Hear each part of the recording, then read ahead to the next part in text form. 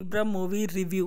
Satyadev bluff master తర్వాత ఉమా మహేశ్వర ఉగ్ర రూపస్య తర్వాత ఒక మంచి హిట్ పడ్డది చెప్పుకోవచ్చు అనమాట. ఈ మూవీ రిలేటెడ్ లూప్ హోల్స్ పట్టుకొని హీరో గారు అయితే డబ్బులు సంపాదిస్తున్నారు అనమాట.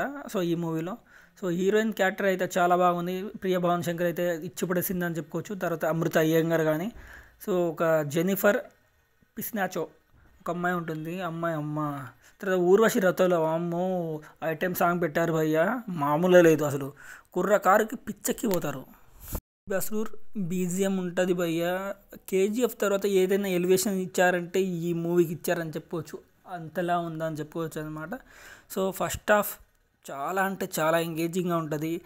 సో ఇంటర్వెల్ అయితే ట్విస్ట్ అయితే బాగుంటుంది. దాని తర్వాత కొంచెం సాఫీగా సాగిపోతుంది, మళ్ళీ లేస్తుంది భయ్య, ఇంకా పడుకోదు అనమాట మూవీ. సో అలా ఉంటుందని చెప్పుకోవచ్చు. సో చిరంజీవి గారు నా సెకండ్ తమ్ముడు ఎందుకన్నారో ఈ మూవీ సో జస్టిఫై చేశారని అంటున్నాను అనమాట. అంతలా ఉంది ఈ మూవీ. సో ఈ మూవీ చూసిన వాళ్ళైతే మీరేమై అనుకుంటున్నారో కామెంట్ చేయండి. సో మనకు మెకానిక్ రాకే అండ్ జీబ్రా మూవీని విన్నర్ అని చెప్తున్నారు. సో అది కూడా కరెక్టే. సో మీరేమంటారో కామెంట్ చేయండి.